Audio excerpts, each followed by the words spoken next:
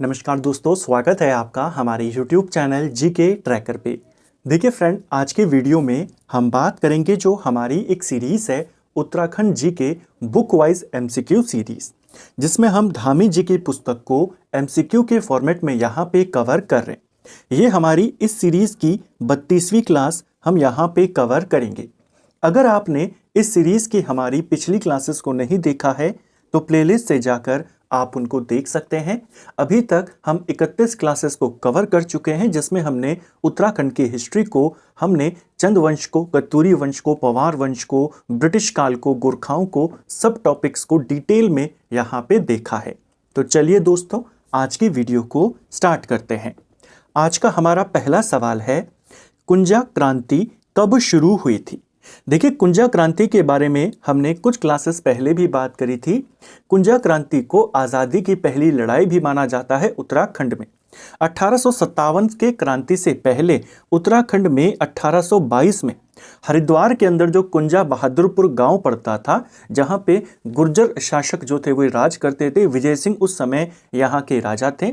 लंडौर रियासत का ये गांव पूरा हिस्सा पड़ता था। इन राजा ने 1822 में यहाँ पे क्रांति की शुरुआत करी। अपनी जनता को आदेश दिया कि अंग्रेज़ों को यहाँ पे ना मालगुजारी दी जाए, ना अंग्रेज़ों के जो प्रतीक चिन्ह हैं उनको लगाया जाए। यानी एक तरह से अंग्रेज़ों के खिलाफ बगावत करने की इन्होंने आदेश दिया। इसी को, क्योंकि ये घटना 1822 में हुई, इसीलिए माना जाता है कुंजा क्रांति 1822 में शुरू हुई थी। ऑप्शन बी सही आंसर हो जाएगा। ठीक है, यहाँ की जनता ने इनके आदेश के बाद फिर अंग्रेज़ों के विरुद्ध कार्य करने शुरू कर दिए थे। जेल से कैदियों को छुड़ाना शुरू कर दिया था, अंग्रेज़ों को परेशान करना शुरू कर दिया था। अगला, कुंजा क्रांति में राजा विजय सिंह के प्रमुख सेनापति कौन थे? राजा विजय सिंह उस समय यहाँ के राजा थे। इनको बीजा सिंह भी कहा गया है, ध्यान रखना। जैसे मैं आपको हर बार कहता हूं कि ये वाला क्वेश्चन पेपर में आया था और पूछा गया था, बीजा सिंह और कलवा सिंह, इनका संबंध किससे है? ये कुंजा क्रांति से रिलेटेड है। बेसिकली बीजा सिंह जो है वो विजय सिंह के लिए लिखा गया है, और कलवा सिंह जो है ये उनके प्रमुख सेनापति कल्याण सिंह के लिए लिखा गया है। तो इसका आंसर होगा ऑप्शन बी, यहाँ पे उत्तर। ठीक है, जो राजा विजय सिंह थे और इनके जो सेनापति थे कल्याण सिंह, दोनों ने अंग्रेजों के खिलाफ काफी इंपॉर्टेंट यहाँ पे योगदान दिया, लड़े उनके विरुद्ध। अंततः 1824 में जब अंग्रेज इनके ऊपर हमला करते हैं, दोनों को यहाँ पर मार देते हैं। विजय सिंह लड़ते हुए शहीद हो जाते हैं, कलवा सिंह को भी बाद में फांसी दे दी जाती है। कुंजा बहादुरपुर पर अंग्रेजों का हमला कब हुआ था? 1822 में क्रांति की शुरुआत हो चुकी थी। अंग्रेजों को बहुत परेशान कर चुके थे राजा और यहाँ की जनता, जिससे आखिरकार अंग्रेजों ने बदला लेना चाहा और कुंजा बहादुरपुर गांव पर हमला कर दिया। यह हमला 7 सितंबर 1824 में हुआ था। अंग्रेजों ने यहाँ पर गोरखा रेजिमेंट की जो 9वीं बटालियन थी उसको यहाँ पे भेजा। संघर्ष यहाँ पे चला, लेकिन एक महीने के बाद यानी लगभग 3 अक्टूबर 1824 को जो राजा विजय सिंह थे वे शहीद यहाँ पे हो जाते हैं। उनके मरने के बाद अंग्रेजी सेना ने यहाँ पे जबरदस्त मारकाट वो मचाते हैं, पूरे गांव को बर्बाद कर देते हैं। तो कुंजा बहादुरपुर पर अंग्रेजों ने कब हमला किया? 7 सितंबर 1824। ठीक है, कहा भी जाता है कि एक ही दिन में जब उन्होंने यहाँ पे हमला किया तो एक ही दिन में 152 लोगों को फांसी दे दी थी। अगला, 17 सितंबर 1857 को हल्द्वानी पर किसने आक्रमण कर कब्जा कर लिया था? हमने पढ़ा है कि 1857 की क्रांति के दौरान क्रांतिकारियों ने हल्द्वानी पर आक्रमण करके उसे अपने कब्जे में ले लिया था। किसके नेतृत्व में यह हमला हुआ था और किसने कब्जे में लिया था? यह लिया था काले खान ने। ऑप्शन बी सही आंसर होगा। जो नवाब खान बहादुर थे, बरेली के जो नवाब थे, यानी रोहिलखंड के जो नवाब थे, उनके सेनापति थे काले खान। इनके द्वारा हल्द्वानी पर हमला किया गया और जो कैप्टन मैक्सवेल और चैपमैन थे यहाँ पे, इनको पराजित करके हल्द्वानी पर कब्जा कर लिया। हालांकि कुछ समय के बाद रैमजे यहाँ पे सेना भेजता है, और किसके नेतृत्व में ये सेना आती है? तो ग्रीवज और मिस्टर रीड, ये 2 व्यक्ति थे, इनके नेतृत्व में सेना आती है, काले खान को हरा लेती है और हल्द्वानी पर कब्जा हो जाता है। हालांकि कुछ जगहों पर है, जैसे हमने कई बार पढ़ा है कि मैक्सवेल के नेतृत्व में कब्जा हुआ था। वो इसलिए है क्योंकि कुछ समय के बाद फजल हक के नेतृत्व में दोबारा से क्रांतिकारी हल्द्वानी पे कब्जा कर लेते हैं और अंततः कौन वहां पर अंग्रेजों का कब्जा वापस करता है? मैक्सवेल करता है। तो इस पूरे कॉन्सेप्ट को आपने यहां पे ध्यान रखना है, ठीक है। 1857 की क्रांति के दौरान उत्तराखंड में क्रांति का ज्यादा असर नहीं था। कुमाऊं में, खासकर हल्द्वानी के आसपास के इलाके में ज्यादा असर देखने को मिला था। उस समय कुमाऊं कमिश्नर रैमजे था, जिसने कुमाऊं के अंदर मार्शल लॉ लागू कर दिया था, ठीक है। फांसी गदेरा नामक स्थान जहां पर क्रांतिकारियों को फांसी पर लटकाया जाता था, वर्तमान में उत्तराखंड के किस जिले में है? उस समय अंग्रेजों ने यहाँ पे दमन अपना शुरू कर दिया था, जो भी उनके खिलाफ आवाज उठाता था। इसीलिए उन्होंने एक जगह यहाँ पे चुनी, यानी एक जगह ऐसी थी जहाँ पे वे क्रांतिकारियों को फांसी देने का काम करते, जिसे फांसी गदेरा कहा जाता था। यह फांसी गदेरा वर्तमान में नैनीताल में पड़ता है। ऑप्शन डी सही आंसर होगा, ठीक है। अगला, गढ़वाल और कुमाऊं में चांदमारी से लोगों को मारा जाता था। चांदमारी क्या है? कुछ लोगों को फांसी दे दी जाती थी, कुछ लोगों को चांदमारी से मारा जाता था। चांदमारी क्या था?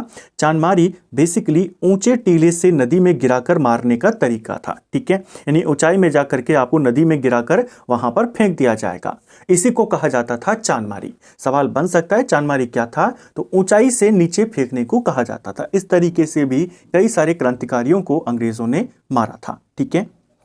कालू मेहरा ने 1857 की क्रांति में क्या संगठन स्थापित किया था? कालू मेहरा को उत्तराखंड का पहला स्वतंत्रता संग्राम सेनानी माना जाता है। इन्होंने 1857 की क्रांति में भाग लिया था। इनके अच्छे मित्र थे जो अवध के नवाब थे, वाजिद अली शाह। वाजिद अली शाह की सिफारिश पर या उनकी सलाह पर इन्होंने कुमाऊं के अंदर, चंपावत के अंदर एक गुप्त क्रांतिकारी संगठन बनाया जिसका नाम था क्रांतिवीर। ऑप्शन ए सही आंसर हो जाएगा, ठीक है। इसके लिए इनको प्रेरित किसने किया? तो अवध के नवाब वाजिद अली शाह ने, ठीक है। आर्थिक सहायता का भी उन्होंने प्रस्ताव रखा था इनके लिए, ठीक है। तो क्रांतिवीर नामक संगठन इन्होंने यहां पे बनाया था, ठीक है। अगला, अल्मोड़ा में डिबेटिंग क्लब की स्थापना कब होती है? अल्मोड़ा के अंदर डिबेटिंग क्लब जो बना था, डिबेटिंग क्लब कब बना था? डिबेटिंग क्लब आपका 1870 में बना था। ऑप्शन ए सही आंसर हो जाएगा, ठीक है। कहां पर बना? अल्मोड़ा में बना। अल्मोड़ा में राजनीतिक और सामाजिक सुधार के उद्देश्य से डिबेटिंग क्लब की स्थापना की गई थी 1870 में, और अगले ही वर्ष इसी डिबेटिंग क्लब की जो रोज की क्रियाएं थी उनको जनता तक पहुंचाने के लिए एक अखबार शुरू किया गया जिसे अल्मोड़ा अखबार कहते हैं। डिबेटिंग क्लब को यह सुझाव किसने दिया था कि आपको अपनी जानकारी लोगों तक पहुंचानी चाहिए जो आप काम कर रहे हैं? ये इनको सलाह जो दी थी ये विलियम मूर ने दी थी, ठीक है। डिबेटिंग क्लब के संरक्षक कौन थे? देखिए, डिबेटिंग क्लब के संरक्षक जो बनाए गए थे, ये बनाए गए थे भीम सिंह को। चंद वंश के वंशज थे, ये चंद राजाओं से संबंधित थे, हालांकि पद पे नहीं थे, इनको पद से हटा चुका था अंग्रेज, ठीक है। इन्हीं को अल्मोड़ा में जब डिबेटिंग क्लब बना तो इसका संरक्षक बनाया गया था, ठीक है। सलाह किसने दी थी अल्मोड़ा अखबार की? तो वो विलियम मूर ने दी थी। किसके काल में शुरू हुआ अल्मोड़ा अखबार? रैमजे के काल में। अल्मोड़ा अखबार के जो पहले संपादक थे वो बुद्धि बल्लभ पंत थे। अल्मोड़ा अखबार डिबेटिंग क्लब ने निकाला जिसके संरक्षक कौन थे? भीम सिंह थे, ठीक है। सत्य धर्म प्रकाशिनी सभा की स्थापना कब और कहां पर हुई थी? ये क्वेश्चन पेपर में पूछा गया है। जो सत्य धर्म प्रकाशिनी सभा है यह आपके 20 मई 1874 को नैनीताल में बना था। ऑप्शन ए सही आंसर होगा। गजानंद छिमवाल और रामदत्त त्रिपाठी इनके द्वारा इसे बनाया गया था, ठीक है। हालांकि ये आर्य समाज से पहले बन गया था। आर्य समाज बनता है 1875 में, लेकिन बाद में जाकर ये आर्य समाज से ही जुड़ जाती है संस्था और आर्य समाज का ही प्रचार प्रसार करना शुरू करती है। तो उत्तराखंड के अंदर सत्य धर्म प्रकाशिनी सभा जो बाद में आर्य समाज से जुड़ती है, इसकी स्थापना कब हुई? 1874। कहां पर? नैनीताल। किसने करी? तो गजानंद छिमवाल और रामदत्त त्रिपाठी ने करी थी, ठीक है। स्वामी दयानंद सरस्वती से प्रेरित होकर के, ठीक है। अगले ही साल 1875 में स्वामी दयानंद सरस्वती आर्य समाज की स्थापना करते हैं मुंबई में, और ये जो सभा बनाई थी ये आर्य समाज में ही मिल जाती है, जुड़ जाती है। स्वामी दयानंद सरस्वती पहली बार उत्तराखंड की यात्रा पर बद्रीनाथ की यात्रा में कब आए थे? तो स्वामी दयानंद सरस्वती ने उत्तराखंड की यात्रा करी थी। पहली बार वे उत्तराखंड में कब आते हैं? 1854-55 के दौरान आते हैं, जब वे बद्रीनाथ यात्रा पे गए थे। इसी दौरान वे कुमाऊं में भी यात्रा करते हैं और इसी दौरान कुमाऊं में जब वो जाते हैं तो ढिकुली जो रामनगर के नज़दीक है वहां पर तपस्या करते हैं। ठीक है, तो सबसे पहले वो कब आए थे? 1854-55 में आए थे। बाद में जब 1867 में हरिद्वार कुंभ का आयोजन हुआ तो भी वो यहाँ पे आए थे और पाखंड विरोधी पताका उन्होंने यहाँ पर फहराई थी। ठीक है, स्वामी दयानंद सरस्वती ने अपने उत्तराखंड के पहले आगमन यानी 1854-55 में निम्न में से किस स्थान पर तप किया था? कहां पर तप किया था? ढिकुली रामनगर के समीप। ऑप्शन ए सही आंसर होगा। बद्रीनाथ धाम की यात्रा पे आए, उसके बाद वे कुमाऊं में गए और यहां पे आके उन्होंने तपस्या भी करी थी। ठीक है, स्वामी दयानंद सरस्वती का देहरादून में पहला आगमन 14 अप्रैल 1879 में हुआ। देहरादून में इन्होंने आर्य समाज की स्थापना निम्न में से कब करी? तो देहरादून में वो पहली बार अप्रैल 1879 में आए। जाहिर सी बात है देहरादून में आर्य समाज की स्थापना भी उसी वर्ष में करेंगे। 29 जून 1879 को देहरादून में आर्य समाज की स्थापना होती है। किसने करी थी? ये खुद स्वामी दयानंद सरस्वती ने करी थी। इसके बाद 1880 में जसपुर के अंदर आर्य समाज बनता है। 1881 में काशीपुर में बनता है। 1898 में हरिद्वार में, 1904 में रामनगर में, 1916 में अल्मोड़ा के अंदर और 1932 में रानीखेत में आर्य समाज की स्थापना होती है। ठीक है, अगला, गुरुकुल कांगड़ी विश्वविद्यालय की स्थापना स्वामी श्रद्धानंद सरस्वती द्वारा हरिद्वार में कब करी गई थी? जो आर्य समाज था, आर्य समाज ने राज्य में शिक्षा को लेकर के बहुत सारे विद्यालयों के योगदान यहाँ पे दिए, उनकी स्थापना में योगदान दिया। उन्हीं में से एक है स्वामी श्रद्धानंद सरस्वती। इन्होंने यहाँ पे गुरुकुल कांगड़ी विश्वविद्यालय की स्थापना करी थी। ये बना था 1902 में। हालांकि मूल रूप से ये यहाँ पे नहीं बना था, पंजाब में बना था, लेकिन यहाँ पे कब आया? 1902 में आया। हरिद्वार में ये 1902 में बना। ठीक है, कहाँ स्थित है? हरिद्वार में। 1962 में इसे डीम्ड विश्वविद्यालय का दर्जा दिया गया था। ठीक है, देहरादून में आर्य समाज के विचारों से प्रेरित महादेवी कन्या पाठशाला की स्थापना कब की गई थी? तो आर्य समाज ने, जैसे मैंने कहा, राज्य की शिक्षा व्यवस्था में काफी योगदान यहाँ पे दिया। गुरुकुल कांगड़ी विश्वविद्यालय यहाँ पे स्थापित हुआ, 1902 में स्थापित हुआ। इसके साथ साथ 1902 में ही आर्य समाज के ही विचारों से प्रेरित महादेवी कन्या पाठशाला की स्थापना होती है। ये भी 1902 में हुई। इसके संस्थापक कौन थी? ये क्वेश्चन बना है, किसके नाम पर यह हुआ? तो महादेवी भटनागर। इनको आपने याद करना है, महादेवी भटनागर के नाम पर इसे बनाया गया था। ये देहरादून में है। ठीक है, वर्ष 1902 में देहरादून में डीएवी कॉलेज की स्थापना किसने करी थी? डीएवी कॉलेज यानी दयानंद एंग्लो वैदिक कॉलेज, इसे बनाया गया था यहाँ पे देहरादून में 1902 में बना था, ठाकुर पूर्ण सिंह नेगी के द्वारा। ऑप्शन ए सही आंसर हो जाएगा। ठीक है, हालांकि इस कॉलेज को मूल रूप से मेरठ में बनाया गया था, बाद में इसे 1902 में देहरादून में स्थानांतरित किया गया। ठीक है, इसके लिए मुख्य रूप से जो भूमि दान करी थी वो इन्होंने ही करी थी, ठाकुर पूर्ण सिंह नेगी, इसीलिए इनका नाम यहां पे आता है। ठीक है, दुगड्डा में पहला आर्य समाज स्कूल निम्न में से कब स्थापित किया गया? दुगड्डा के अंदर आर्य समाज का जो पहला स्कूल था, इसे कब शुरू किया गया? 1910 में किया गया। इसके बाद दूसरा आर्य समाजी स्कूल जो था वो 1913 में लैंसीडॉन में खोला गया था। ठीक है, निम्न में से किस आर्य समाजी द्वारा 1906 में अछितों हेतु शिल्पकार शब्द के प्रयोग की मांग की गई, जिसे 1921 में स्वीकार किया गया? इनमें से कौन से आर्य समाज से आते थे जिन्होंने 1906 में अछूतों के लिए शिल्पकार शब्द की मांग करी, जिसे अंग्रेजों ने आधिकारिक रूप से 1921 में स्वीकार कर लिया था?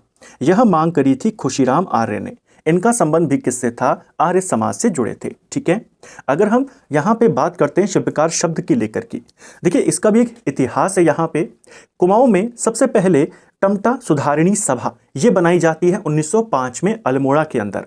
इसके संस्थापक जो थे वो हरिप्रसाद टमटा थे, जिनको पहाड़ का अंबेडकर कहा जाता है। इन्होंने ये संस्था 1905 में बनाई।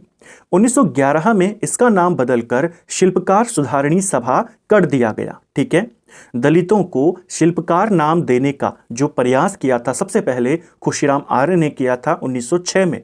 इसीलिए 1905 की संस्था जो थी उसका नाम 1911 में बदलकर उन्हीं के नाम पर क्या हुआ, शिल्पकार सुधारिणी सभा।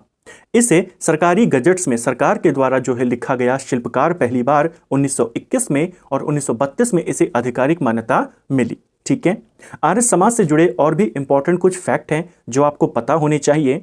आर्य समाजी पंडित ये किसे कहा जाता है, बच्चीराम आर्य को कहा जाता है, इसको भी ध्यान रखना। अल्मोड़ा में एक विशाल शिल्पकार सम्मेलन का आयोजन होता है 1925 में, इसको भी ध्यान रखना। कब हुआ, 1925। अध्यक्ष कौन थे, तारादत्त गैरोला। ठीक है, शिल्पकार हेतु आर्य नामांत एवं जनेऊ की शुरुआत निम्न में से किसने करी थी। तो शिल्पकारों के लिए आर्य नाम वो अपने अंत में लगाएं, नाम के अंत में, और जनेऊ की शुरुआत ये करी थी किसके द्वारा, खुशीराम आर्य के द्वारा। ऑप्शन सी सही आंसर हो जाएगा। ठीक है, तीर्थों की मर्यादा हेतु निम्न में से किसने 1916 में हरिद्वार में श्री गंगा सभा की स्थापना करी थी। श्री गंगा सभा या सिंपल गंगा सभा भी इसको कहा जाता है। इसकी स्थापना 1916 के आसपास होती है। पंडित मदन मोहन मालवीय इसे स्थापित करते हैं। ऑप्शन सी सही आंसर होगा। इसका भी आपसे कई बार लोकेशन पूछ लेता है, संस्थापक का नाम पूछ लेता है, वर्ष पूछ लेता है, तो ध्यान रखना है। तो फ्रेंड्स, ये था हमारा आज का वीडियो जिसमें हमने उत्तराखंड जीके के 20 इंपॉर्टेंट सवालों को यहाँ पे देखा। हमने इन क्वेश्चन को पूरी डिटेल के साथ, पूरे एक्स्ट्रा फैक्ट के साथ यहाँ पे करने का प्रयास किया। उम्मीद करता हूँ आपको आज का वीडियो पसंद आया होगा। अगर आपको ये वीडियो पसंद आई है तो वीडियो को लाइक करें, चैनल पर नए हैं चैनल को सब्सक्राइब करें, अपने दोस्तों के साथ शेयर करें। वीडियो आपको कैसा लगा कमेंट बॉक्स में हमें ज़रूर बताएं।